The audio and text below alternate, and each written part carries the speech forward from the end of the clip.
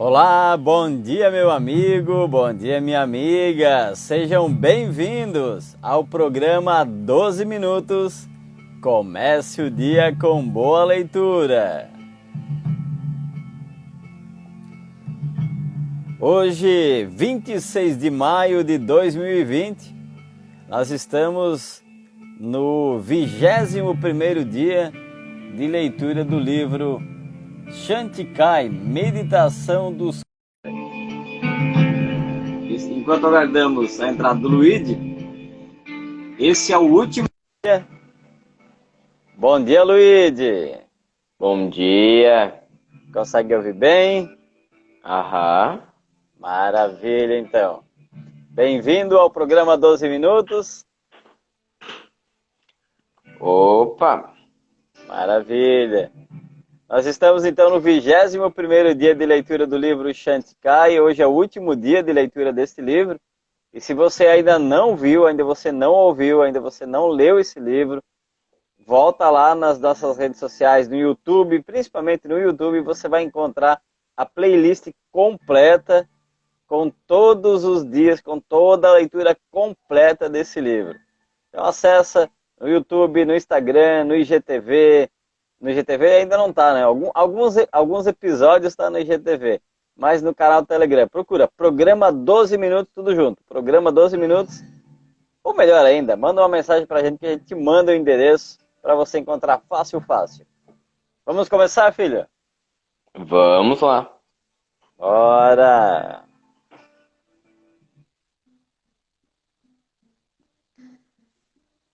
Livro Chantikai, Meditação dos 4 Elementos, de Suryavan Solar. Nós estamos no capítulo Águila Celeste e os Elementos, na página 231. E continuou. O quarto passo da relação com a água é que ela comece a atender seus pedidos. Há xamãs que são especialistas em cura através da água e das plantas. E dizem que pode curar qualquer doença com qualquer planta. Só precisam contar a planta e a água o que a pessoa precisa e elas respondem. Uau! Esses xamãs devem ser muito poderosos. Isso é o que você pode conquistar com a amizade com os elementos. É uma coisa muito importante a levar em consideração com a água é que todos os elementos e com todos os elementos é que você siga nutrindo a relação sempre, como nutriria a sua namorada. Ou seja, continue visitando o elemento na natureza, fazendo oferendas, conversando com ele, sem interesses secundários, só por manter a amizade. Eles valorizam muito isso. Voltei a lembrar da Andorela. Como eu gostaria de cuidar dela, de visitá-la, contar-lhe meus segredos. Fiquei sonhando por uns minutos até que minha avó me trouxe de volta à realidade dizendo-me: ajude-me aqui a guardar a louça e limpar um pouco a casa. Ai, vó, mas estou cansado. E hoje é meu dia livre, resmunguei. Me cortou. Você não queria saber sobre o ar? Então limpe. E repita: à medida que limpo este lugar, limpo e abro minha mente. Para falar do ar, se necessita uma mente clara, desobstruída. Senão, você sairá mais confuso. Obedeci sem reclamar mais. Não podia perder essa oportunidade de aprender mais profundamente sobre os elementos. Tinha que aproveitar que minha avó estava de bom humor e muito comunicativa esse dia. Arrumamos tudo e ela me disse: Vamos caminhar um pouquinho lá fora. Hoje está um dia lindo. Saímos, ela respirou profundo, e à medida que caminhávamos sob o céu claro, começou.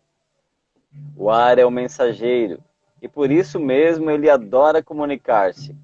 Mas não por isso é fácil falar com ele. A primeira condição para aprender a comunicar-se com o ar ou o vento é desenvolver sua mente. O ar necessita que sua mente seja ampla e calma, que tenha capacidade de entendimento, compreensão, distinção. Por isso, é necessário o estudo, a reflexão e a meditação. O ar gosta das pessoas que são inteligentes, que têm uma mente ágil e clara, não secundária e apagada. Você acha que sou inteligente, vó? Perguntei e me considerava inteligente, mas preferi confirmar. E ela responde: claro que sim, meu netinho. Senão, não estaria ensinando-lhe tudo isso. Respirei aliviado, seguimos caminhando, sentindo o vento frio na cara. E ela prosseguiu: a segunda qualidade a desenvolver para relacionar-se com o vento é o poder da atenção, que se conquista com a observação e paciência. Ao observar externa e internamente, você vai acalmando sua mente. E se tem paciência, consegue entrar em uma espécie de centramento interno que lhe permite concentrar-se em qualquer coisa. E ao mesmo tempo, estar consciente de tudo o que acontece consigo e ao seu redor. Isso é atenção. Por exemplo, agora, você está atento à sua respiração? Nem me atrevi a responder, porque estava muito distraído, olhando as árvores. Rapidamente fiz uma respiração profunda e tentei estar mais atento. Se você conquista a atenção, continuou, um dia conseguirá o silêncio. Então o ar poderá comunicar-se com você de maneira clara e precisa. Antes disso, você poderia escutar qualquer coisa, inclusive a voz do ego, e pensar que é o ar falando.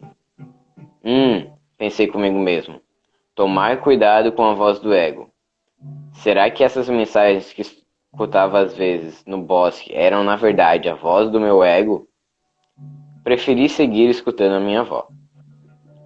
E quando você recebe as mensagens do vento, é quando pode discernir se deve expandi-las e a quem.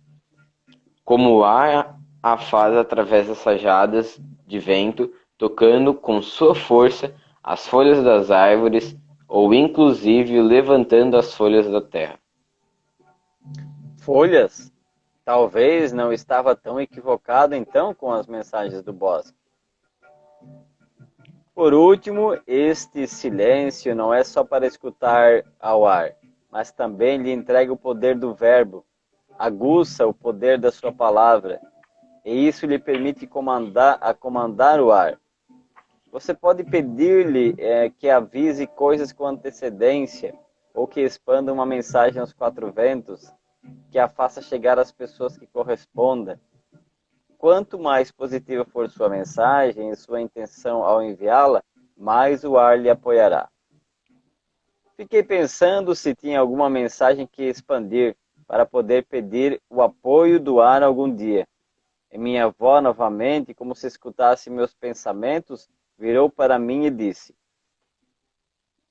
quando crescer, você necessitará muito do apoio do ar, porque você tem uma grande missão, a de levar consciência a muitos seres através de suas palavras. Te vejo falando para milhares de pessoas, escrevendo muitos livros, viajando por lugares sagrados e sempre muito bem acompanhado pelos espíritos do ar. Por certo, para honrar ao ar, é bom dar-lhe oferendas de aromas, incensos, música, pétalas ou folhas sopradas ao vento. Também bandeiras com cores, com mantras, mandalas, desenhos e penas. Penas? Penas, pensei emocionado. Como meu nome, Manquilipe, pena de Condor. Efetivamente, eu estava gostando do ar. O que mais se pode fazer sendo amigo do ar, vó? Bom, alguns seres que são muito grandiosos, que realmente têm o poder do ar, adquirem o que se chama o sopro criador. Mas esse assunto é para outro dia. Agora vem e ajuda-me a levar esses pedaços de lenha à cabana. Vamos a reanimar o fogo. Suponho que você quer aprender sobre o avô fogo hoje também, ou não? Sim, claro que sim. O fogo me motivava ainda mais do que o ar. Era como se quisesse ser o fogo. Peguei todos os paus de lenha que pude a mais motivado do que nunca, os fui levando à cabana da minha avó.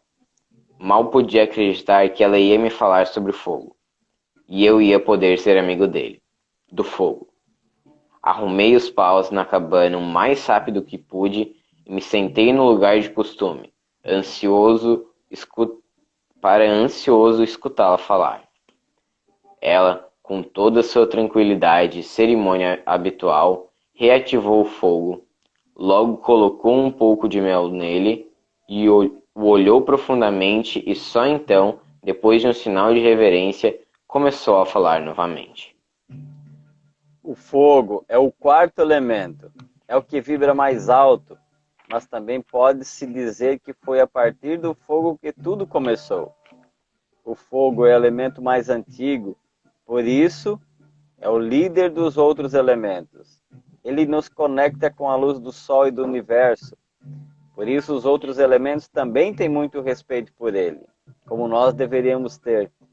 É o elemento mais desafiante de falar ou escutar, e portanto de estabelecer e manter uma aliança com ele.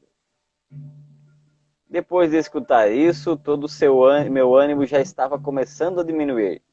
Mas segui atento escutando, já que era o elemento que mais me fascinava. Para chegar ao fogo, você deve ter passado por todos os outros elementos e ter conquistado, no mínimo, o respeito da água, o respeito da terra, a admiração da água e o silêncio do ar. O respeito, porque deve saber como tratar o fogo e qual é a medida. Se você se aproxima muito sem sua permissão, você se queima. Se afasta muito, se esfria e ele não pode fazer nada. Admiração, porque o fogo também necessita ser visto, contemplado, para que você possa começar a entender seus sinais. E silêncio, porque é a única maneira de que o fogo fale com você, quando você conquistar o silêncio interno profundo dos anciões. Se você não faz o trabalho anterior, nem venha incomodar o fogo. Minha situação realmente estava piorando. Já não sabia se queria seguir escutando, pensando em todo o trabalho que teria por diante para fazer-me amigo do fogo. Mas ela seguia falando. O primeiro passo, então, para fazer amizade com o fogo é prepará-lo. Você precisará de lenha, folhas secas, papel ou papelão, alguma chama de isqueiro ou fósforo e montar a fogueira em um lugar onde tenha circulação de ar, com os outros materiais distribuídos de maneira harmônica e que conversem entre si. Por isso, também o trabalho prévio com os elementos anteriores. Todos eles estão indiretamente presentes quando acendemos o fogo. Fiquei um pouco mais feliz, já que tinha carregado a lenha nesse dia. De fato, o fazia com certa constância. Pelo menos esse passo eu já tinha dado. Então perguntei, e qual é o segundo passo, vó? Esse é o propósito ou a intenção. A intenção? Pensei que era um passo mais complicado. Nada é o que parece, meu neto. Se você acende um fogo sem intenção, terá bastante dificuldade. Acho que você já passou por essa experiência, ou não? Disse isso e soltou uma grande gargalhada, certamente lembrando das primeiras vezes que me colocou para fazer o fogo, e me demorava quase meia hora em consegui-lo. Preferi ter uma atitude mais humilde e perguntar como era isso da intenção, já que realmente queria chegar ao final do ensinamento sobre o fogo. Tem razão. E como é isso da intenção, então? Cada vez que for acender o fogo, você deve ter um propósito claro e positivo. O propósito pode ser pessoal, como esquentar-se, entrar em harmonia, limpar o ambiente, transmutar algum sentimento, mas deve ser positivo. E claro, quanto mais pessoas você apoie com o propósito, mais o fogo se anima e faz o trabalho, porque sabe o poder da terra e gosta de utilizá-la. com a intenção correta, você pode apoiar a muitos seres através do fogo, como o sol o faz todos os dias, ou como fazem os grandes xamãs. E se só acendemos uma vela também há que colocar uma intenção? Claro que sim. Se você quiser conectar-se com o espírito do fogo, caso contrário, pode fazê-lo de maneira mecânica. A vela provavelmente se acenderá sem intenção, ainda que às vezes se resiste. Mas não terá tanta força como poderia. Será uma chama tão mecânica como você. Como eu? Eu sou um mecânico? Creio que você sabe essa resposta. Fiquei preocupado de novo. Será que era uma indireta para mim? Ou uma direta? Eu ou ela estava referindo-se a pessoas de maneira geral. Melhor assentir com a cabeça e seguir em silêncio, escutando. Então, disse ela, quando o fogo está aceso, a magia ocorre. O fogo se move, se eleva, muda de cor, dá espaço aos chips, um dos elementais do fogo, e cada uma dessas coisas tem um significado. De verdade, vó. Claro, é o terceiro passo, e o terceiro passo é precisamente aprender a observar o fogo com total presença. Nesse estado, você poderá entender cada um destes sinais e, além disso, abrir-se para que o fogo penetre em você, que se acenda seu fogo interno. Quando o fogo tocar seu coração e sua mente, você poderá perceber sua vibração, chegar a vibrar como ele, e daí ele pode falar com você. O fogo fala muito mais através de uma transmissão que de uma conversa, da mesma maneira que um mestre faz com seus discípulos. E só o discípulo que está no lugar correto, no momento correto, no estado correto, é que pode perceber o grandioso de seu mestre, a grandiosidade de seu mestre. Uau! Agora estava entendendo o que fazia Uau! E agora estava entendendo o que fazia meu mestre Manquiliuk, Condor Branco. Por isso era tão calado, se comunicava com o fogo. Estava pensando isso quando escutei a minha mãe procurando-me. Já era quase a hora do almoço e certamente queria que eu fosse para lá. Mas não queria ir antes de que aprendesse tudo sobre o fogo. Então, rapidamente perguntei: e falta algo para conquistar a aliança com o fogo, vó? Sua mãe está lhe chamando, disse ela. Por favor, diga-me se falta algo e o que é. Depois vou correndo para lá. Está bem. Você tem sorte de que o fogo tem apreço por você e quer que você escute isso. A última condição do fogo é que você queira ser como ele. Não podia acreditar no que acabava de escutar. Ser como fogo. Tudo o que sempre quis. Será que era por isso que o fogo tinha apreço por mim e queria que eu escutasse isso?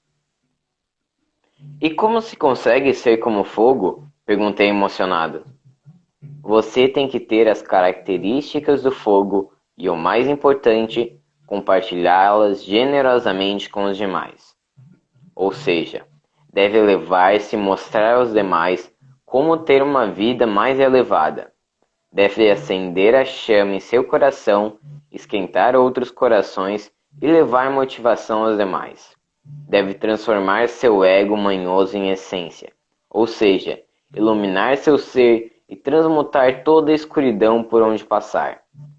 E por último, conseguir alguém a quem entregar-lhe todo esse conhecimento e energia, como estou fazendo com você, para que se mantenha a linhagem dourada. Não estava certo disso, de entregar conhecimento e energia a alguém, e de manter a linhagem. Era apenas um menino de 12 anos, e tudo aquilo, ainda que fascinante, me parecia bastante difícil de fazer. Mas já tinha que ir-me e não pude argumentar nada. Só agradeci e fui saindo. Dei 2 passos e me lembrei. O espaço, o quinto elemento. Não podia perder a oportunidade. Dei meia volta e perguntei. E o espaço, vó? Existe? Como funciona? E ela responde, você ainda é muito pequeno para que lhe fale sobre o espaço. E já tem suficiente trabalho com os outros elementos. Vamos passo a passo. Agora ande, que sua mãe se enfurecerá. Saí da cabana contente com tantos novos ensinamentos, pronto para praticá-los, passo a passo. Uma bonita mandala se desenhava ao redor do sol, refletindo as cores do arco-íris. Minha avó, de pé na porta de sua cabana, se despediu de mim sorrindo. Vi isso como um bom sinal. Senti que o que dizia realmente podia ser verdade, e que algum dia compreenderia e experimentaria todos estes segredos para levantar-me e brilhar como o sol.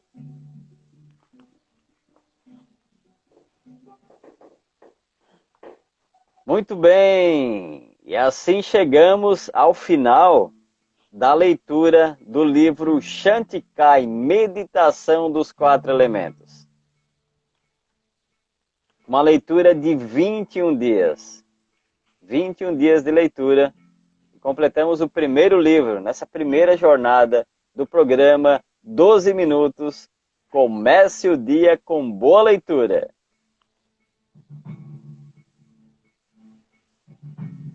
Gratidão, Luíde, por estar comigo nessa jornada, finalizando esse livro. Gratidão a Raquel. Gratidão a Raquel, que também passou pela leitura desse livro. Isso, para finalizar, comprova que é possível. Um dado, bom dia, Gianni Laro. Confirma um dado que a gente já vinha pensando. Né? O projeto 12 Minutos é essa ideia de 12 minutos de leitura por dia. Somente 12 minutos por dia. E conseguimos, sem ter esses dados ainda prontos, né, filho? De que é possível, sim, ler um livro por mês, lendo apenas 12 minutos por dia. Com apenas 12 minutos de leitura, é possível ler 12 livros no ano. E isso, com certeza, expande muito a consciência, traz muito conhecimento, traz paz, traz tranquilidade, traz sabedoria. Então, comece agora mesmo, comece a ler com a gente. E já vou deixar o convite para a partir de amanhã. Amanhã iniciamos a leitura de um novo livro. É um livro fantástico e extraordinário. Para você, o Gianni Laro, que está aqui, para o pessoal também que vai nos ver durante o dia, vai ouvir essa mensagem durante o dia. Amanhã nós iniciaremos o livro Chacana da Vida Valiosa. É um livro maravilhoso, eu já li esse livro, e aí agora vamos ler para todos vocês, para o mundo todo, disponível, para que a gente possa ter acesso a esse conteúdo maravilhoso. Chacana da Vida Valiosa, de Surjava Solar. Um abraço a todos, gratidão, filho. Gratidão, eu que agradeço. Um ótimo dia, um extraordinário dia. E sigamos juntos na leitura de livros no programa 12 Minutos. 12 minutos de leitura que podem transformar. Na realidade, eu acredito que 12 minutos de leitura por dia transforma a sua vida para sempre. Até lá! Arro.